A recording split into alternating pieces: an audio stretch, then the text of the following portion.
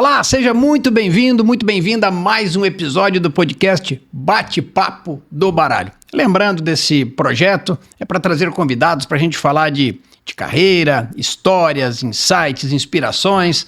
E patrocínio desse podcast é da REC Alimento. A REC é uma empresa com mais de 20 anos no mercado brasileiro, é um grande parceiro do atacado e do varejo, com as suas marcas Finíssima, com a Nucete, azeite e azeitona, leite em pó, doce de leite, com a linha da Nutrilatina. Se você ainda não tem os produtos da REC aí no seu estabelecimento, procure um representante, tenho certeza que esse produto vai agregar bastante valor aí no seu negócio. Tá bom? Então sejam muito bem-vindos e o meu convidado de hoje é Silvio Baroni Júnior.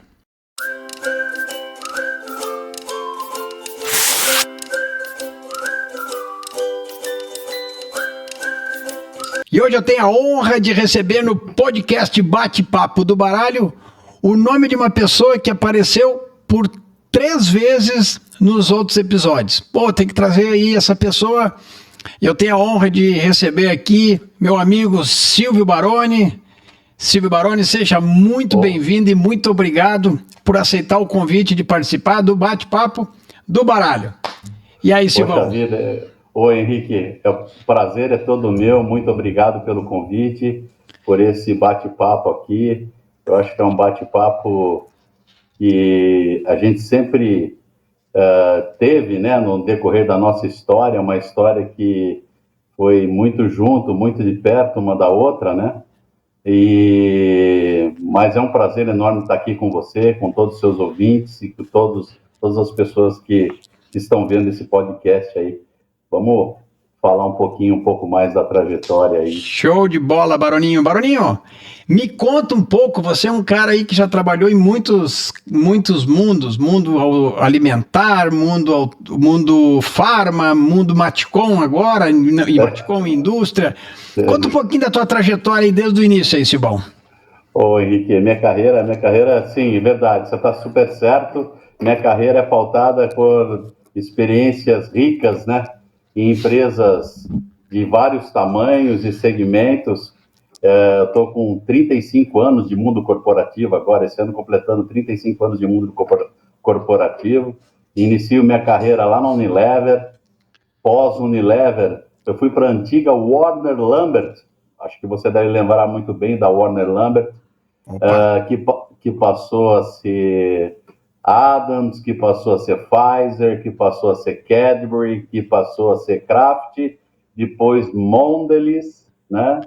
E depois eu passei um tempo, aí se foram 16 anos, né? De muita construção, muita história, de muito aprendizado, né? E uma história fantástica. Depois disso, eu fiz um trabalho na Boehringer Ingelheim, um trabalho muito voltado à consultoria, que acabei sendo contratado pela própria Boehringer no ramo farmacêutico. Num momento muito interessante da Boehringer, né, no canal Pharma, que os medicamentos de CHC, né, de consumo healthcare, de consumo, estava voltando para frente do balcão, uma vez que a Anvisa tinha colocado todos esses produtos para trás do balcão. Então, eles estavam voltando para frente do balcão. E eu pude aplicar lá no canal Pharma, né, todo o projeto do Single no Checkout, que nós fizemos também no supermercado, que podemos desenvolver mais aqui e falar um pouco. Mas depois da Boehringer, eu fui convidado para ir trabalhar na Hershey, onde fiz parte do time do Marcel Sacco, da Yacara Valley, na construção da Hershey no Brasil, né, já por todo o go-to-market, e aí trabalhei no canal direto e indireto, mas depois voltado para o canal indireto. Fiquei um período também na América do Sul, fiz um trabalho na América do Sul durante 7, 8 meses na América do Sul, comandando os países da América do Sul pela Hershey. E depois da Hershey eu tive o convite para ir para a Docile, foi a minha primeira empresa nacional que eu trabalhei, que eu tive a honra, o orgulho de trabalhar, foi um divisor de águas aí na minha carreira, onde montamos um go-to-market fantástico, um go-to-market muito, muito legal. E depois a Docile, agora na Deri, fitas adesivas, também no desenvolvimento do go-to-market da Deri, explorando muito mais o canal de varejo, que a Deri é muito forte na parte da indústria, né? Na parte industrial, é uma empresa química, é uma concorrente da 3M no Brasil, né? É a segunda marca aí no mercado brasileiro em fitas adesivas e primeira, principalmente, nas fitas crepes no Brasil. E está sendo uma experiência fantástica, mais um grande aprendizado aí na minha vida. Bem como você falou, uma carreira aí de diversas experiências. Pô, que legal. Só deixa eu te fazer uma pergunta. Você falou aí de multinacionais, falou de empresa familiar. Qual a diferença que tem? Você trabalhou com empresa multinacional americana, europeia, depois familiar. Qual a diferença, a semelhança que tem entre uma empresa multinacional e uma empresa familiar? Bom, é uma pergunta bem interessante, uma pergunta muito interessante. A empresa multinacional, né, Henrique, como você já trabalhamos juntos, você sabe como é complexo, né, as tomadas de decisões de uma empresa multinacional. Às vezes você tem que ir para regional, onde envolve a América Latina, principalmente se você está no Brasil, ou vai envolver o global para tomar uma determinada decisão. E a empresa nacional, não. Uma empresa nacional ela é muito mais ágil, muito mais rápida. As decisões estão ali com os donos, né? Então, apesar das multinacionais já também terem todos os seus processos, tudo já o que vem de fora, os processos, todo o padrão, né? Nas nacionais você já não tem muito esse padrão também. Você já tem muito mais a informalidade e a agilidade. Mas também você também tem muito mais o lado da emoção, né? Que toma conta. Mas faz parte. Mas o nome desse jogo, Henrique, que eu gosto de falar é adaptabilidade, né? Se adaptar ao meio. Como se adaptar melhor ao meio. Isso é o nome do jogo. Você tem que estar bem adaptado ao meio, né? Tanto na multinacional como na empresa nacional. Você falou em projetos de GTM, né, de Docile, acho que de Hershey também, acho que você participou do projeto. Conta para mim um pouco como é que foi a implementação desses projetos de go-to-market. Quais foram os desafios, aprendizados aí? Olha, Henrique, o grande desafio, acho que é o alinhamento entre as áreas, né? Então, assim, o go-to-market ele não é da área comercial, né? O go-to-market é da empresa. Toda empresa tem que estar envolvida no go-to-market. A área financeira, a supply chain, a parte de logística, todos têm que estar estarem envolvidos no go-to-market. Né? E como então, que engaja todas essas áreas, Silvão? Aproveitando o gancho que você está falando. Esse é o ponto de aprendizado muito importante, né? Você tem que montar time multifuncionais, onde esses times têm que estarem muito bem engajados, muito bem alinhados para tudo aquilo que vai acontecer.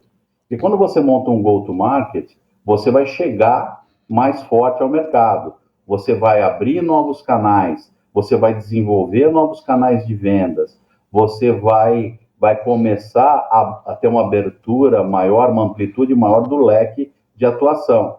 E isso, eu costumo dizer o seguinte, aí a vendas começa a ser igual o trem-bala, né? A velocidade começa a aumentar e se os outros vagões não estiverem preparados, se eles não estiverem preparados, é perigoso tombar. Então, a velocidade, todos têm que estar na mesma velocidade, né? Desde supply chain, desde logística, todo mundo tem que estar preparado para um verdadeiro go-to-market. Então, o grande aprendizado, Henrique, eu acho que assim, é o envolvimento das áreas, time multifuncionais trabalhando junto, todo mundo alinhado para o que vai acontecer, porque se estiver desalinhado, Henrique, não vai chegar a lugar nenhum, o trem vai descarrilhar e os vagões vão cair, vão ficar pelo caminho. Em quais empresas que você participou ativamente do projeto GTM? Dessa tua história aí? Bom, eu participei do projeto GTM um pouquinho lá com você, lá na antiga Cadbury, que eu trabalhei também, fiz o GTM do canal Supermercado, enquanto vocês fizeram do trabalho do varejo, que foi lá com os distribuidores de supermercados, mais os key accounts, enquanto estava saindo Chique Listerine também, e isso ia mudar total. Agora nós fomos longe, hein? E isso ia mudar completamente o ganho dos distribuidores, né? Até mesmo representantes, comissionamento de representantes. Então, ele começa lá atrás com esse go-to-market, mas foi de muito aprendizado. Inclusive, recentemente, conversei com o Weiler, que trabalhou conosco de uma consultoria não sei se eu posso falar o nome, Integration? Da Integration, né? E o Weiler falou assim, olha, aquele go-to-market que foi do varejo me fez ter a certeza que eu deveria ser um consultor, porque eu chorei junto com vocês, me emocionei junto com vocês e trabalhei que nem louco como vocês. Então isso me marcou muito, essas palavras do Weiler, né? Poxa, isso ele fez ele ter certeza que ele deveria continuar como consultor, né? Um abraço aqui ao Weiler.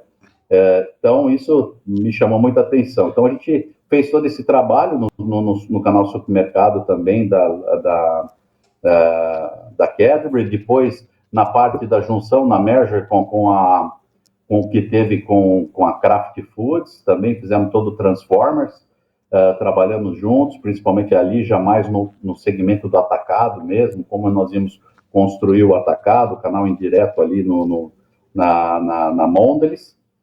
E depois foi na Hershey, né, onde a gente trabalhou ativamente para montar a Hershey, praticamente que saía da Balduco e começar do zero no Brasil.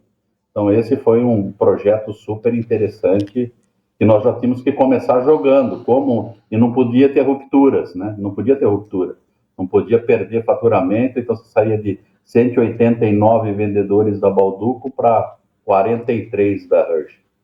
Mas lá nós deixamos de ser entre aspas, o rabo do tubarão, mas viramos a cabeça da sardinha. Os 43, além de fazer um número muito maior, muito mais focado, o foco é fundamental, né? Muito mais focado na categoria, no produto, e o trabalho acontecer foi fantástico, né? Todos os canais de distribuição, foi muito bom, foi muito bom. E depois o da Docile, que foi um go-to-market completo, né? Então, foi um go-to-market muito interessante, a Docile focada muito nos atacados especializados em doces, né? Em confeitos no Brasil, muito especializado, e não estava ainda praticamente no canal de autosserviço e nem em distribuição, muito menos em distribuição. E então nós montamos toda a malha de distribuição da Docile no Brasil, toda a malha de distribuição. Grande desafio, hein? Não, foi muito, Henrique, foi muito intenso o trabalho junto com os irmãos Heineken, que eu tenho muita gratidão, gosto muito dos irmãos Heineken. Aqui vai também um abraço para eles, Alexandre, Fernando e Ricardo. Mas foi um trabalho muito árduo, onde nós saímos de 10 distribuidores que nós tínhamos e tivemos que trocar ainda desses 10, trocar muito, que não tinha muito fit, né, que não tinha muita conexão com o nosso negócio, e fomos para 85 em todo o Brasil. Então foi muito legal, foi muito legal. E fora isso, né, toda a entrada no autosserviço, né, em vários autosserviços no Brasil. Não estavam. Não estavam. Só estávamos em alguns autosserviços no Sul, no Zafra, em algum lugar, porque a Docile é muito focalizada na região, no Rio Grande do Sul, mas nos demais em São Paulo não estávamos. Em São Paulo, Minas Gerais, entramos no BH, dominamos praticamente quase que o estado de Minas Gerais, São Paulo tem muita força do maior player do mercado, que é a Fini, mas mesmo assim fizemos um excelente trabalho de entrada em vários players e de alguns atacados que também nós não estávamos de venda externa. Ou seja, foi um trabalho que a gente começou do zero, páginas em branco, e nós que escrevemos isso, né? E o mais bonito é poder deixar digital, né?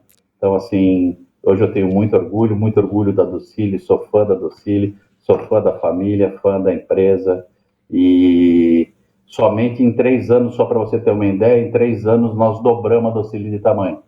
Ou seja, a Docile tinha 33 anos, quando nós fizemos 3 em 30. Que legal, hein? Que história. Eu Uma tive outro história dia em muito... Lajeado e fui lá visitar a Docile, bati um papo lá com o Alexandre, o Fernando, falei rapidamente com ele, é uma empresa também que eu tenho muita simpatia por ela. Silvão, você tem uma experiência do mundo, no mundo farma, do mundo alimentar, e agora você está num segmento, a Dairy, posso dizer que é um segmento Matcom ou não é Matcom? Não. É uma empresa química, né? Uma empresa do ramo de química, né? Mais de muita de inovação, onde ela atua tanto na indústria, né? Com fitas adesivas, é uma empresa de fitas adesivas, que atua dentro da indústria. Por exemplo, hoje nós fornecemos para a Panasonic, para todas as empresas de calçados do Rio Grande do Sul, que ninguém conhece isso, né? Então, é usado lá nossas fitas adesivas em todas as empresas de calçado, assim como Arezzo, Schutz, que faz parte do mesmo grupo, toda a parte da Vulcabras. Então, nós estamos aí em toda a empresa de calçado do Sul. Estamos também na Electrolux, entrando agora na Electrolux, e começando a fazer um trabalho agora mais focado no Matcom, né? Muito forte no Matcom, principalmente nas lojas de tinta, de material de construção, e agora um trabalho mais focado no varejo, que é mais no varejo a papelaria e no varejo também alimentar como um todo, né? Então, acabamos de entrar agora nas lojas americanas, estamos fazendo um trabalho legal lá também de go-to-market. Quais aprendizados você está levando para a Dairy do mundo alimentar, do mundo farma, para esse varejo da Dairy, do Matcom? Já está indo também no canal alimentar, no varejo de alguma forma. Quais são os aprendizados que você está trazendo para a Dairy hoje? Olha, Henrique, para a Dairy, eu digo para você assim, né? A Dairy é uma questão muito de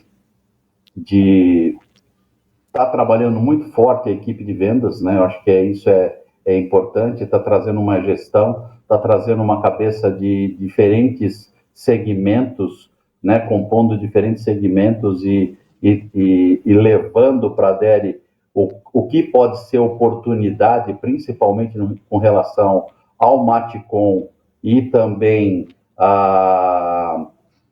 ao varejo de papelaria que nós estamos entrando agora, né? E tudo se baseia na execução, como executar bem seu produto no ponto de venda, né? Então, se você tem que ter uma equipe engajada, uma equipe que esteja imbuída de fazer diferença, uma equipe que tenha vontade de fazer diferente, que construa uma marca forte, a Dairy, eu tenho certeza que daqui para frente, cada vez mais, ela vai ser uma marca cada vez mais forte, mais bem vista, não só pelo consumidor, mas como os profissionais que adquirem a Dairy, mas também para os shoppers em todo o Brasil. E como é que treina essa execução? A tua equipe é CLT ou RCA? É um misto, Henrique. Nós temos hoje um misto que nós estamos montando através desse go-to-market que nós estamos levando para a Dairy. Nós estamos contratando alguns executivos para trabalhar alguns maiores clientes, né, mais de perto junto a esses clientes. Mas a Dairy, ela cresceu muito com relação aos RCAs, né, aos representantes comerciais. E a Dairy tem alguma política de capacitação do time? Algum programa, ou online, um programa estruturado de capacitação? Olha, eu vejo, hoje a Dairy, ela tem um trabalho de capacitação, mas ela trabalha muito a capacitação dos gestores, né? Eu acredito que exista uma grande oportunidade de trabalhar a capacitação da força de vendas. Inclusive, apesar do que eu acabei de falar anteriormente, né, para você, nós necessitamos que mude esse mindset da equipe, né, buscando as oportunidades, onde estão as oportunidades de execução, como executar melhor meu produto. É um pouco diferente esse canal de fitas adesivas do canal de consumo, né? Canal de consumo, você sabe que você tem aquela briga no ponto de venda, para quem vai executar mais, é uma guerra violenta. Aqui é uma coisa que ainda está se descobrindo ainda, a trabalhar melhor o ponto de venda, né? Então, como fazer isso e colocar na cabeça da equipe de vendas, né, que existe oportunidades de gerar valor no seu produto, de chegar com força junto ao ponto de venda, com execução, e tudo gira em torno da execução, você sabe disso, né, Henrique? Melhor que eu, que a execução é tudo, né? Executar bem o produto no ponto de venda é fundamental. Né? E você tem algum processo tipo passo da venda, por exemplo? Estamos desenvolvendo e queremos desenvolver mais ainda, porque nós temos canais diferentes, como eu falei para você. Na indústria, o pessoal é muito técnico, né? É muito técnico e prestador de serviço e altamente conhecedores daquilo que eles são, ou daquilo que eles fazem dentro da indústria e trabalham muito perto da indústria.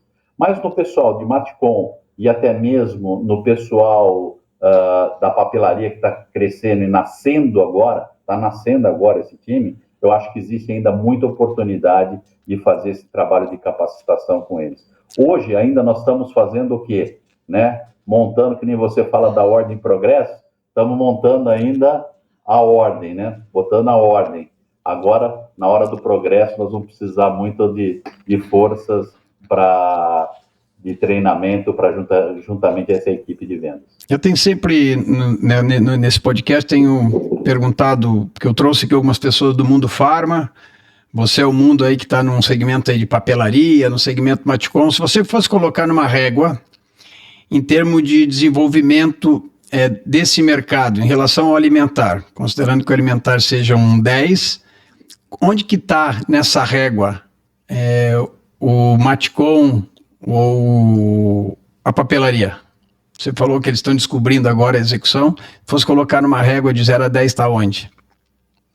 Olha, eu diria para você assim, que o Matcom está numa faixa de 8, porque o mundo de consumo é totalmente diferente mesmo, né? Estaria 8, mas nós temos ainda muito pouca informação desse mercado, diferente do mercado de consumo.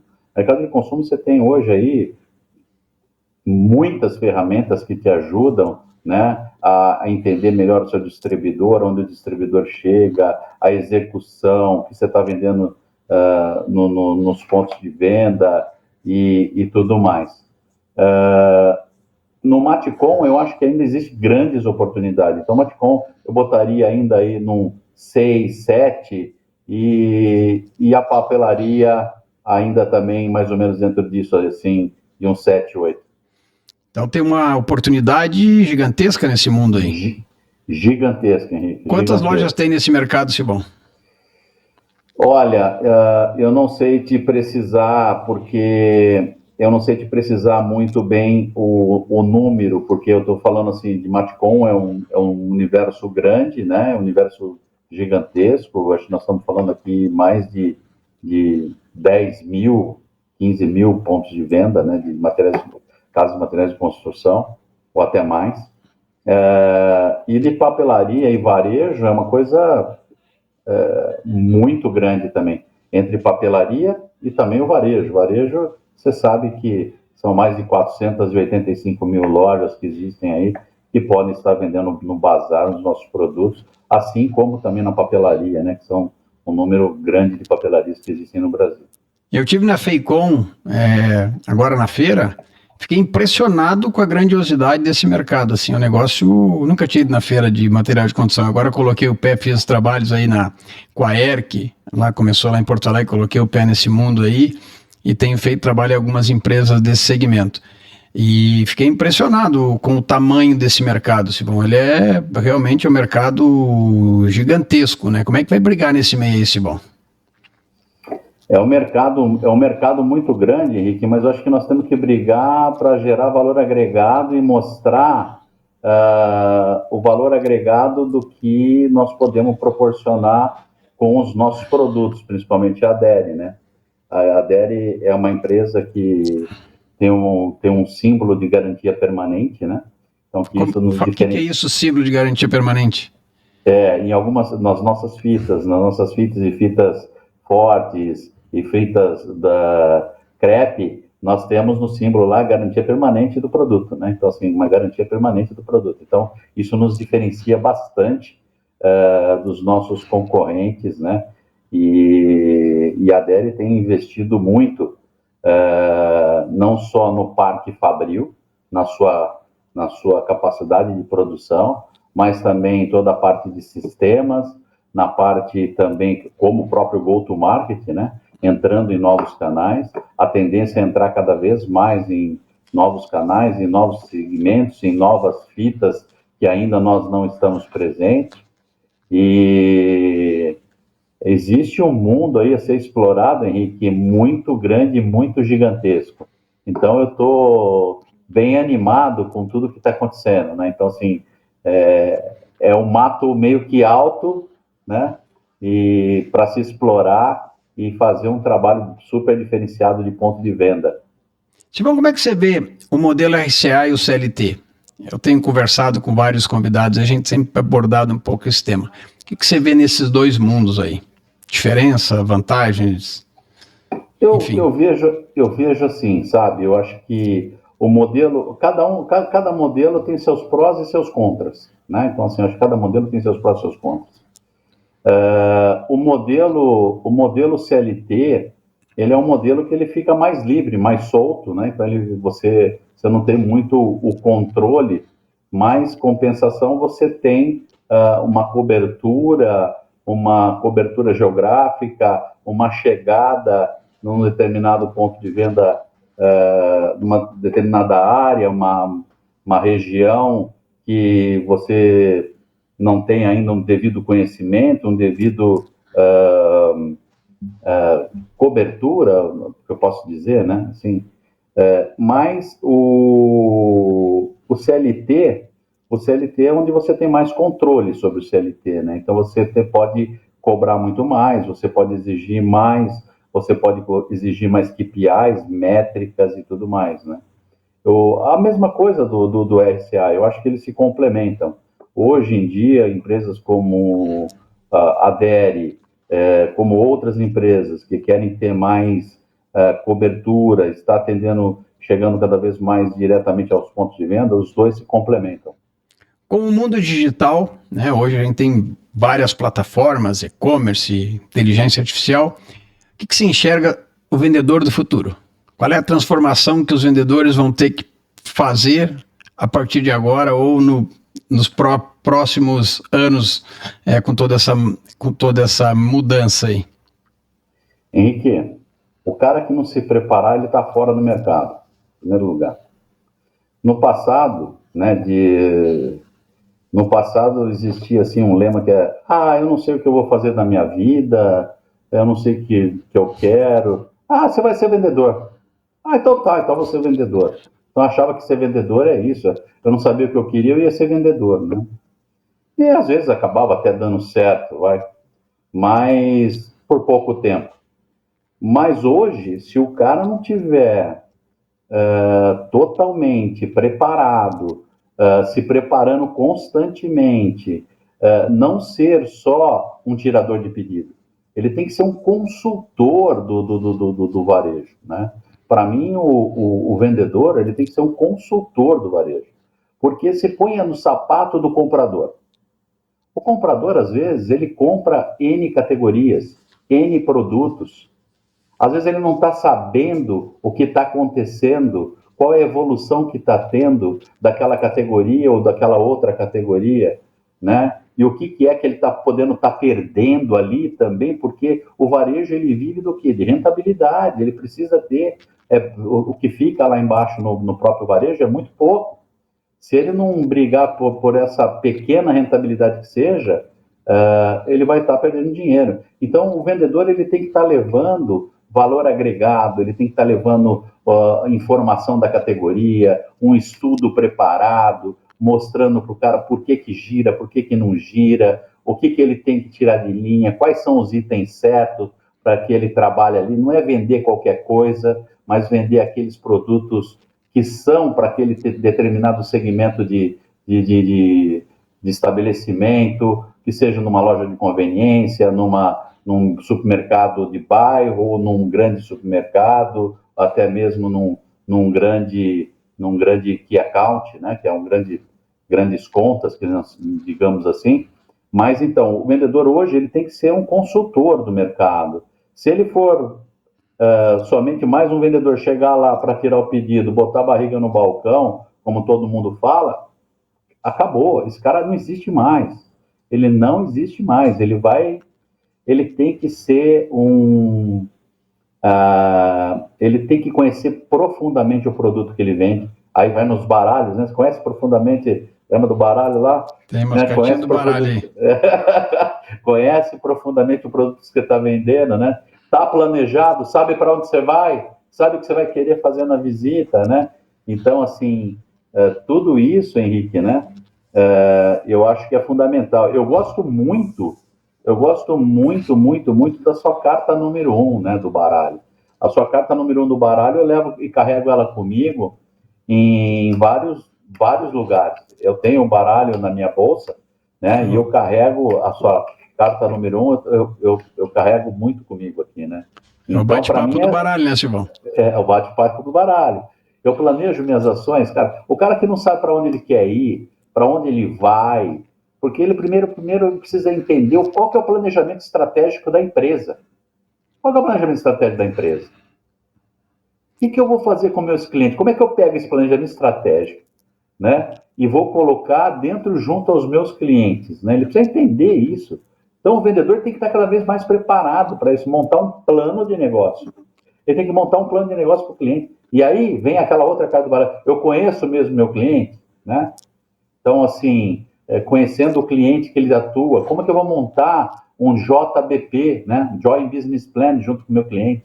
Será que esse JBP ele é o ideal para o cliente que eu atua? Como é que vai ser o calendário promocional desse cara? Será que o trade marketing está comigo para isso? Então, o vendedor hoje ele tem que estar com um outro mindset, né? Se ele ficar lá do balcão, encostar, e aí... Tirador de pedido já foi, né? Não, isso não existe mais. E você nas tuas andanças aí, você acha que esse pessoal, o vendedor já entendeu que mudou o papel dele ou ainda não? Qual é que é a tua visão? Eu acho que alguns entenderam, eu vejo que alguns já entenderam que mudou o papel dele, mas eu vejo que ainda falta muito. Isso mesmo, eu digo isso desde empresas multinacionais, tá? De ponta, que eu acho que até mesmo as empresas menores. Eu acho que ainda falta muito levar isso. E o mercado já está mudando, o mercado está mudando muito mais rápido do que ele imagina. É como você falou, né? O mundo digital está aí. Então, o cara já sabe, mais ou menos, ele tem uma certa informação de tudo que está meio que acontecendo, né? E se ele não mudar rapidamente, Henrique, eu falo uma coisa para você, eu acho que o vendedor jamais vai deixar de existir. Eu acho que jamais vai deixar de existir.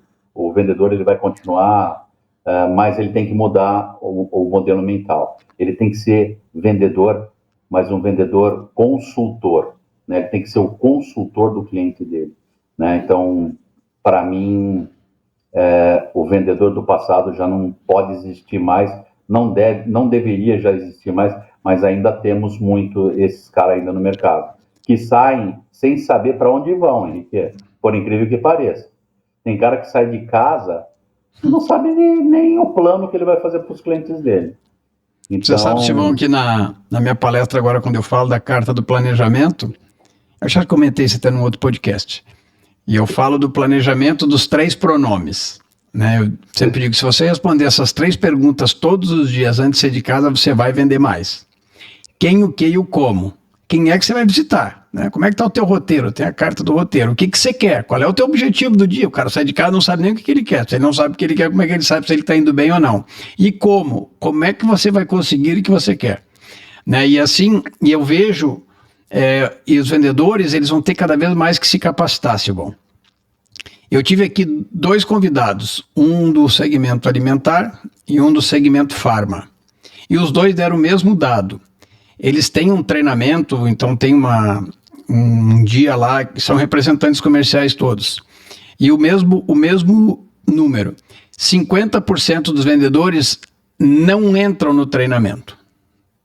Eles preparam o material, se dedicam, né?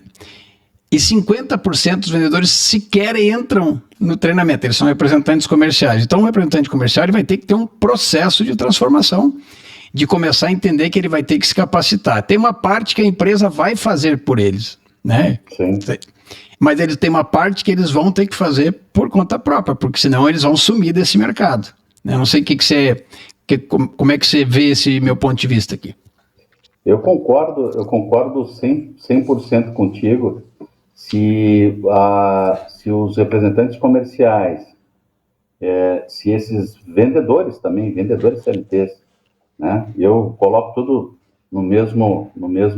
É que o CLT a gente obriga a participar da reunião, né? O cara muitas vezes obriga vai, a participar da reunião. Mas às vezes o cara tá lá, olhando o WhatsApp dele, tá só a carcaça, né? Só tá de corpo presente, não tá de mente aberta, mente em formato paraquedas para buscar e capturar mais informação, até mesmo para trocar com os amigos que estão ali em volta. Eu vejo que esses caras, se eles não se capacitarem, a tendência, e é muito rápido isso, hein? Olha que a gente... se eu tivesse que usar o go-to-market que eu aprendi lá no nosso ano de 1900 não, 2000, vou começar a entregar a nossa idade, de 2002, 2003. Meninos. Cara, eu tô fora do mercado. Não existe mais aquele go-to-market. Eu, Silvio, tenho que me procurar constantemente me capacitar para esse mundo que está chegando, para esse mundo que está vindo, inclusive para o mundo digital, para o digital, né? Para o omnichannel, então assim, para várias outras coisas, eu, Silvio, tenho que me capacitar para isso. Você imagina o vendedor, porque o seu Manuel português, ele já não existe mais, que era aquele que deixava a caneta atrás da orelha assim, que recebia o vendedor, né? Esse cara não existe mais. Hoje é o neto dele que está lá. E o neto dele já é da tecnologia, já é da informação, já é do digital. Então, se esse cara não tiver antenado, não tiver capacitado para como atender bem e melhor os teus clientes e a categoria de produtos que ele vende, a tendência dele infelizmente, sair do mercado, porque muitos outros caras vão vir mais preparados que ele. Silvão, você aí tem uma equipe, você tem posição de liderança há bastante tempo. Como é que você define o teu estilo de liderar? Conta um pouquinho aí, o que você acha que é um modelo de liderança ganhador, na tua visão? Na minha visão, Henrique, eu passei por vários modelos de liderança, falando a verdade, porque a gente vai tendo aprendizados, né, Henrique? Então a gente vai aprendendo também com o tempo, né? Porque existe a liderança da velha guarda, né? E existe a liderança hoje que você está pegando, está vindo uma juventude totalmente diferenciada, né? Então a gente fala muito aí de geração Z, geração milênio e tudo mais, que é diferente da nossa geração. E você tem que procurar entender esses caras também que estão chegando, né? Eles estão com uma outra mentalidade, eles estão com uma outra pegada. E isso vai fazendo com que você mude o teu modo de ser e de agir no decorrer do tempo, e muda também um pouco o seu lado da liderança, até mesmo com isso. Eu procuro, Henrique, sempre estar motivando o meu time, mostrando o caminho para o meu time, qual é o caminho correto, para onde nós vamos, qual é o direcional. Procuro buscar comunicação constante com eles e também ouvir muito o meu time. Eu gosto de ouvir o time. É importantíssimo ouvir, porque ninguém constrói nada atrás da mesa ou atrás do PowerPoint, né? a real life é diferente do state of the art, né? Então, o estado da arte lá do PowerPoint versus a vida como ela é, né? Então, é bem diferente isso. Então, ouvir o time, tá motivando esse time das coisas boas, dando feedbacks também. Eu acho que nós temos que dar feedbacks claros, objetivos e cada vez mais objetivos, mais claro, olha aqui, e também saber dar o feedback, né, de uma forma mais isolada e também elogiar também público, tudo isso que a gente já sabe, a gente está cansado de saber, mas meu estilo de liderança é um estilo de liderança próxima, né? Próxima, empática também. Eu gosto de uma liderança empática. E eu estou num momento de carreira que eu estou buscando uma outra coisa, que é uma liderança que vem me ajudando bastante nisso, sabe? Que é uma liderança de dividir conhecimento de tudo que eu já aprendi na minha vida.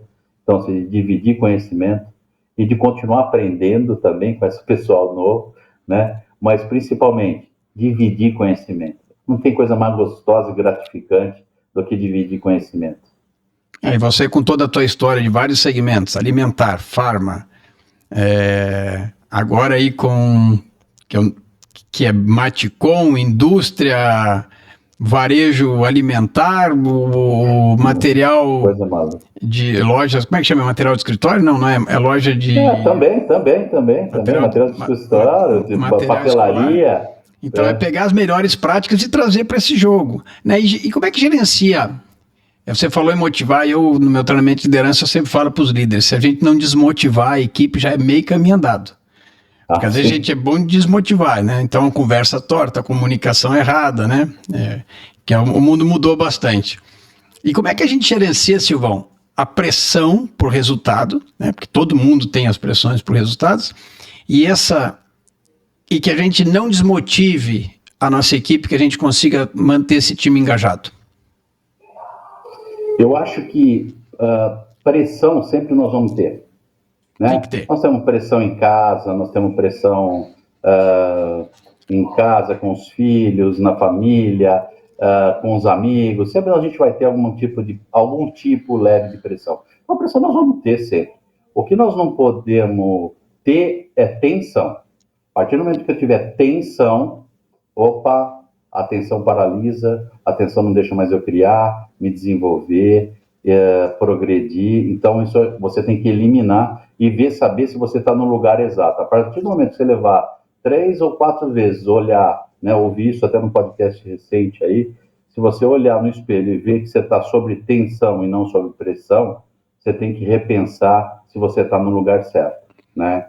Então, esse é um ponto que eu quero deixar bem claro, que pressão e tensão são coisas completamente diferentes, né? E as pessoas misturam um pouco tensão com pressão. Então, eu acho que a pressão por resultado sempre vai existir, né? Então, as empresas estão aí para crescerem cada vez mais, para investir mais no país, para comprar mais maquinário, como eu falei agora há pouco para você, para investir em pessoas, né? Então, a pressão por resultado, elas sempre vão acontecer, mas a gente tem que fazer essa pressão por resultado de uma forma cada vez mais soft, né? No bom sentido da palavra, com muita comunicação, mostrando o caminho com comunicação clara, objetiva, bem direcionada, mostrando o porquê, as razões, né? E motivando o time, sempre motivando, vamos lá, e também tirando também, eu acho que tem uma coisa que é importante também a gente saber separar quem são as maçãs, né? Nem todas as maçãs são lindas e perfeitas dentro do cesto, né? Então nós temos que tirar aquelas maçãs que já não estão, também já estão murchando, estão só estragando o restante do time. Saber fazer isso, é lógico, dar feedback, fazer todo o processo de desenvolvimento. E o que não está perfeito, a gente também tem que, vamos ver quem está conosco no barco, né? Então, para isso, a gente tem que estar sempre com uma comunicação clara, objetiva, aberta, direcionada, motivando, impulsionando o time a galgar cada vez mais resultados que venham a trazer resultados para a empresa como um todo. Muito bom esse ponto, Silvão. Tensão versus pressão. Já tem um corte pronto aí do podcast. Silvão, eu tenho agora no podcast, eu tenho um momento joga o chapéu. Sabe quando a gente joga o chapéu para cima e o cara fala, o chapéu serviu? E esse joga o chapéu tem dois momentos. Tem um momento docinho, né, que você vai falar agora, joga o chapéu. Você sabe, Simão, que o meu podcast tem o patrocínio da REC Alimentos. A REC é um grande parceiro aí do mundo varejo, do mundo atacadista. Tem uma linha de suplementos com a Nutrilatina, doce de leite e a parte docinha. O Joga o Chapéu é do doce de leite finíssima. O que as empresas fazem bem, Silvão? Agora é a parte docinha do negócio. Olha, Henrique, como você mostrou esses produtos maravilhosos, esses produtos aí super campeões aí, eu acho que as empresas fazem bem é criar produtos, né? Então, assim, elas criam muito produtos, né? Então, assim, produtos e estratégia, né? E eu vejo que onde as empresas acabam errando é quando elas criam os produtos e não sabem como executar, né? Então, assim, como executar? Então, assim, a parte docinha elas criam produtos, estão sempre criando produtos cada vez mais novos, produtos fantásticos como esse que você tem o seu patrocínio aí. Então, eu acho que isso é fantástico mesmo, mas como executar?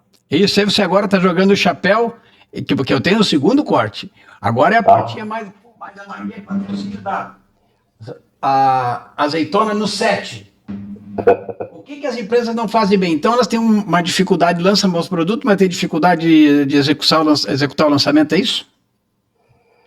Também tem isso, eu acho que um pouco, às vezes, Henrique, também falta um pouco de foco, né?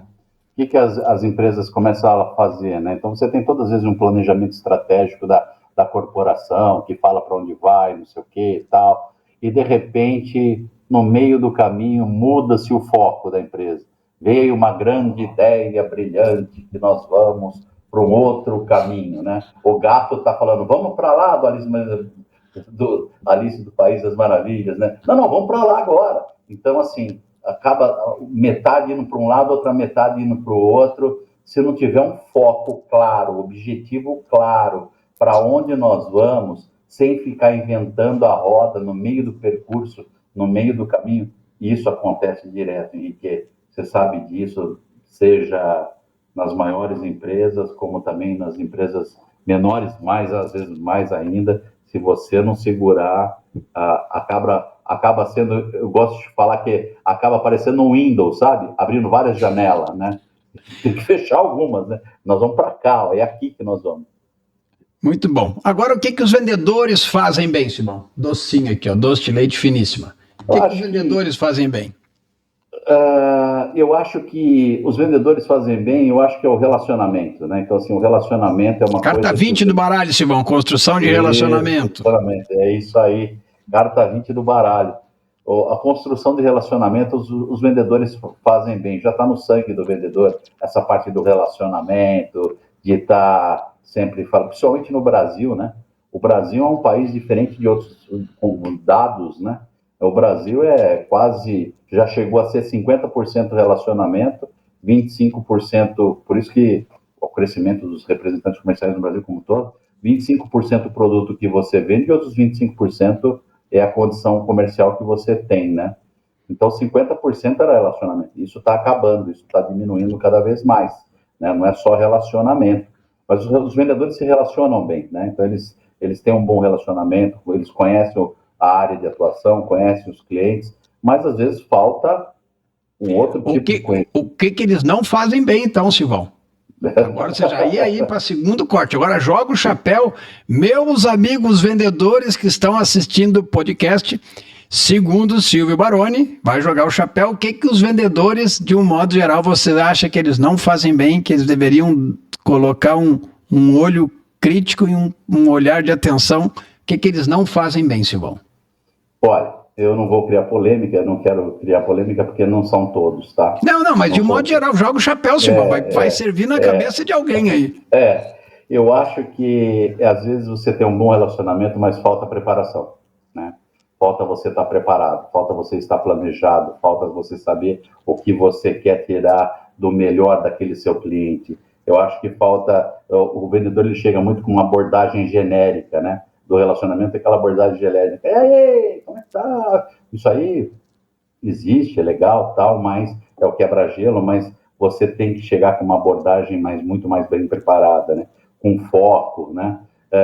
Tirar o foco também, com foco no desenvolvimento, aquilo que eu falei, que eu falei anteriormente, né? De ser um consultivo junto ao seu cliente e deixar de focar, porque tem aquele vendedor que usa a muleta do preço, né, Henrique? Você sabe muito bem disso. Você tem essa carta no baralho também que eu sei, que o cara só foca no preço, né? Mas o meu preço, ele não vende o valor que tem o produto dele, que ele deixa de vender o valor que tem o produto dele, né? Então, assim, eu acho que nós temos que estar sempre capacitando a equipe de vendas e a força de vendas para que ela esteja cada vez mais preparada para enfrentar o futuro que tem aí de futuro pela frente, né? E também o que pode vir a acontecer aí. Então, vendedores, meus amigos vendedores, Silvio Baroni dizendo que precisamos afiar o machado. Carta 9, Silvão do baralho. Silvão, se você pudesse dar um conselho para o Silvio que estava começando a carreira, qual seria? Caraca, que pergunta maluca. Não é só coisinha, conversinha aquelas que a gente faz no boteco, Silvão. Aqui é conversa. Qual conselho que você daria, Silvão? Para o Silvão que estava começando a carreira. Quando você me convidou, eu falei, faça a pergunta tranquilo. Você falou, pode deixar comigo, mas não precisava ter feito essa tão... Eu acho que assim, Henrique, esse momento de reflexão, eu acho que eu falaria para mim mesmo, tenha mais calma. As coisas vão acontecer. As coisas vão acontecer, tenha mais calma. Não tenha pressa. Aproveite o caminho. Muitas vezes eu não aproveitei o caminho, Henrique. Você sabe disso, você participou junto comigo. Sabe muito disso, eu não aproveitei o caminho. Um arrependimento na carreira. Eu ia te fazer, agora tem uma pergunta aqui, eu ia perguntar um arrependimento da carreira. Então você quase já respondeu a minha pergunta. Meus olhos aqui se encheram de lágrimas, mas muito por isso, né? Porque acabei deixando de fazer algumas coisas, né? Um arrependimento, acho que de não estar muito mais perto, de estar mais perto com a minha família, né? Eu poderia estar muito mais perto com a minha família, estar mais próximo. Eu abdiquei, né? Até mesmo por qualidade de vida, foi uma escolha nossa, foi uma escolha consciente entre eu e minha esposa, de dar mais qualidade de vida para os meninos, para eles ficarem no interior, e eu, como sempre trabalhando em São Paulo, né? Foram 31 anos, 31 para 32 anos direto em São Paulo. Então, muitas vezes eu perdi muita coisa deles. E isso me faz pensar, poxa, mas também se eu não tivesse feito tudo isso, também não poderia ter dado a eles tudo que eles têm hoje, também educação e várias outras coisas mais. Mas é uma das coisas que... Não sei se você chegou a ver um vídeo que eu postei no meu Instagram, eu tenho minhas reflexões da caminhada, que só dói quando esfria. Se você não assistiu, te convido a assistir. Só dói quando esfria. Quando a gente para de fazer, que a gente sente a dor, né? E você talvez esteja me dizendo assim que você sentiu a dor quando esfriou, né? E talvez seja esse o arrependimento. Eu vi isso e confesso que me emocionei, porque me pegou forte. Como estou emocionado agora, mas tudo bem, vamos lá, estamos entre amigos. O melhor feedback que você recebeu na tua carreira? O melhor feedback que eu recebi foi assim, Silvião, você transforma o ambiente. Eu acho que isso foi uma coisa muito legal, também muito emocionado. Você transforma o ambiente. Você motiva as pessoas a acreditarem no que é possível, né? E aí vai também a carta do baralho lá da Missão Impossível lá, né? Que é do planejamento. E isso me marcou muito, isso me marcou bastante, sabe? Foi um feedback. Então, isso é muito legal, isso foi muito legal. E recentemente eu recebi um meio que parecido, então eu comecei a acreditar no primeiro. Então, foi muito legal, foi assim, emocionante. O que você se orgulha na tua carreira? Bate pronto. Acho que formar pessoas, Henrique. Eu tenho muito orgulho de formar pessoas. Muitas pessoas hoje já estão em cargos de liderança, se levam e tudo mais. Eu tenho muito orgulho de formar pessoas que passaram a trabalhar comigo e tiveram um desenvolvimento fantástico aí. Você conhece algumas delas. Rogério Lima, que teve contigo aí, Não, teve né? Um dois, deles. eu ia te complementar. Teve dois que passaram o teu time, o Kleber e o Rogério Lima. Kleber, Rogério Lima e Valdemar Bussardi também passou comigo no E Recon, Valdemar Bussartes. que É também verdade. foi teu pupilo. Um conselho para os líderes. Um conselho para os líderes. Eu acho que liderar é aquilo que eu estava falando. Liderar é servir, né? Então, liderar é servir, é dividir conhecimento. Ouça mais, valorize o time que você tem, né? E inspire, por exemplo. Eu acho que isso é uma coisa que eu tenho comigo muito, muito forte, né? Então, assim, sirva seu time, ouça mais, né?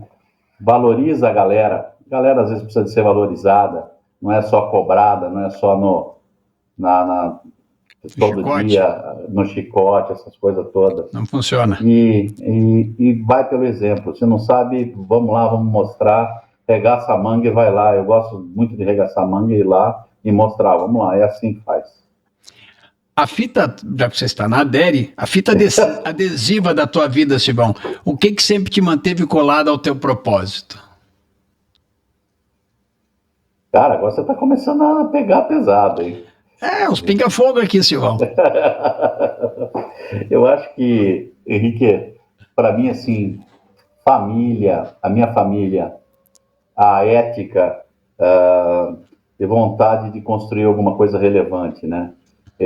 Diria um ex-chefe nosso, né? Ele falava assim: o importante é deixar digital, vamos deixar digital aqui, né?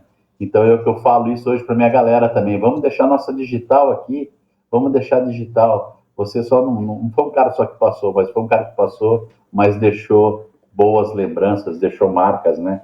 E eu sou muito movido pelo meu propósito, para minha família, pela ética, construir algo relevante, dividir conhecimento, que eu estava falando agora para você, que tem sido assim meu momento de inspiração aí. E Eu ia. vamos deixar digital, como falava o velho Nardinelli, né? O velho Nardinelli vai brigar comigo. Vai, é o próximo, um dos próximos convidados aí. Então, ao final da tua carreira, Silvão parou. Uma palavra que você gostaria de ser lembrado. Dissesse assim, Silvio Baroni. Uma palavra. Uma palavra, eu acho que inspiração. Inspiração. Se você não fosse da área comercial, o que você estaria fazendo hoje, Silvão? Cara, por incrível que pareça, eu gostaria muito de ser um professor. Eu gostaria de ensinar muita coisa. Tudo que eu passei e tenho passado e tenho construído nessa minha jornada aqui, em diferentes segmentos, né? Eu gostaria de ser um professor, Mas você é, poder Silvão. mostrar. Aí na tua carreira aí você é um professor, você está levando ensinamentos, teus aprendizados da tua jornada de Obrigado, carreira amigo. para a tua equipe. Você está Obrigado. tá na operação como professor. Ou Se como um mentor um também, mentor, como mentor, acho que seria muito legal, né?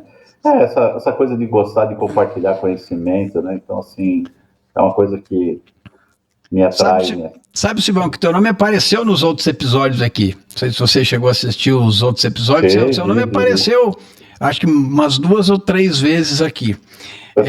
Então, agora eu quero que você me diga um líder inspirador que você teve na carreira, ou alguém, não precisa necessariamente ser um líder, que eu deveria trazer para o bate-papo do baralho. Eu tive dois líderes inspiradores de comportamentos completamente, um pouco diferente um do outro, mas muito inspiradores. São dois líderes inspiradores. Um é o Oswaldo Nardinelli, eu acho que, sem sombra de dúvida, e o outro cara super inspirador, o Marcel Sacco. Então, assim, são duas pessoas super inspiradoras, são líderes que me ajudaram muito, me completaram muito e no que sou aqui hoje como profissional. Oswaldo Nardinelli e Marcel Sacco já estão convidados a achar um espaço na agenda de vocês para participarem do bate-papo do baralho. Eu tenho certeza que tem muita história, muita inspiração para trazer aqui para essa conversa. Silvão, nós estamos chegando no final, passou rápido, né? Estamos fechando. Super rápido, super rápido.